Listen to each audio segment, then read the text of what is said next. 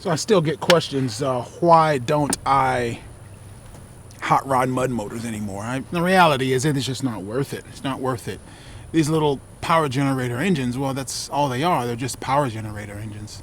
They're designed to produce a little horsepower at a low RPM for very long periods of time, days on end, right?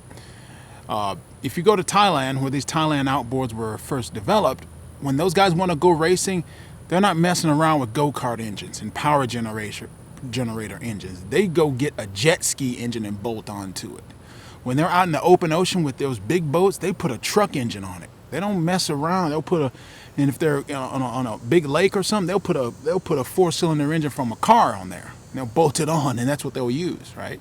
They always scale the motor for the kind of power that they want, right? Because this is the main mode of transportation in countries like Thailand, where they're just rivers and streams everywhere. There's way more rivers and streams than there are roads and highways, right? There's only 3 ways to make horsepower in an engine. 1, you can increase the efficiency of the engine. In other words, you waste less energy. 2, you increase the amount of air-fuel mixture that's combusted inside the engine. And 3, you run higher RPM. Right, you just literally make the engine run faster. That the way more power cycles happen per minute. That's why 2-stroke engines are twice as powerful for the same level of displacement. Why? Because you have, on a 4-stroke engine, suck, squish, bang, blow. Suck, squish, bang, blow. Right? You're only getting 1 power stroke per 4 cycles. Per 4 cycles of the engine.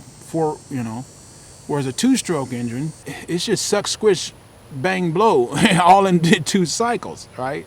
So you're getting twice as many power cycles in the same time. That's why 4-cylinder engines are twice as heavy as the old, 2-strokes of the same size, right? You increase efficiency by putting lighter components in the engine, or components that would allow the engine to spin up faster, things like that. Higher compression, makes a more efficient engine. Those sorts of things. But when you have an engine that's designed for low RPM, and you all of a sudden make it run high RPM, what's going to happen? It's just going to blow itself apart. If you take an engine that's relatively low compression, that's designed for 87% octane gas, and you build enough compression to where it has to run 93 octane, what's the engine going to do? It's just going to blow itself apart, right? You're going to blow head gaskets all the time. You just get to a point where it's just not worth it. Because water is 800 times as dense as air. You're putting a far heavier load on that engine just running it in the water as opposed to running it up down the street on a mini bike. People, this is not a toy, it's a tool. And I'm below that dam and the engine blows up, I die. If the engine blows up, I'm running an 1/8 mile drag race against somebody on a mini bike. Who cares? You just build a new motor and go racing again. See the difference? So that's why I don't build motors anymore. It's just simply not worth it. And when I was building them, I lost an entire season of fishing building engines. And I've blown 4 power heads on that boat. The current power head is a Harbor Freight. Not a single thing wrong with it. The only thing I did have to just replace the pull starter because that abrades and breaks the rope eventually. You notice, when's the last time I posted a video about a motor of mine blowing up? You just can't even remember, can you? Right? Because I've been running them bone stock, and they don't blow up if you just run them bone stock. You need more power, you just get a bigger motor. More displacement, more speed. More displacement, more power. More displacement, a greater capacity to do more work. This thing idles, my boat idles at about 6 miles an hour. That's still twice as fast as I could row or paddle. Now here's what I would do if I did modify an engine. It'd be modifying it. All I would do is I'd leave the inside of the engine alone. The first thing I would do is buy the Tillotson TCT sort of mechanical fuel injected carburetor. That's really about efficiency. Atomizing the fuel mixture better for a more even fuel burn, right? In the combustion chamber.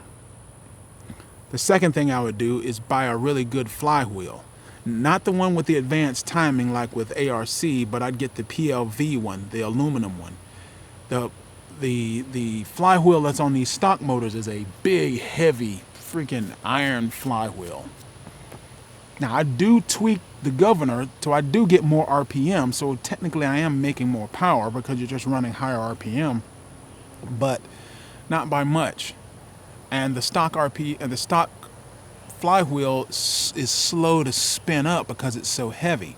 The good thing is it holds on to that energy at high speed, but not really, because the fan on this thing is so quirky and not very aerodynamic that it slows down really fast. So the first thing I would do would be to buy a good flywheel, the PVL or PLV flywheel from Dyno Cams. A lighter flywheel so the engine will accelerate faster, but still has enough weight so it will hold on to that energy longer, right?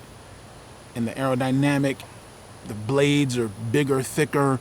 It's going to move more air over the cylinder, cool off the thing more. Again, that's not about more power, that's about more efficiency. Well, more efficiency definitely means more power because you're losing less energy. If it's cooling better, it means less energy is being lost to heat and more energy is being put toward the prop. If you're atomizing the fuel better, less energy is being lost to inefficient fuel burn. More of the fuel is being burned more completely, and therefore more power is reaching the prop. It's really about efficiency at that point. But the stock engines are already efficient enough that what's the point of spending that much money? I could buy more camera lenses or something. It's just not worth it. So that's why I don't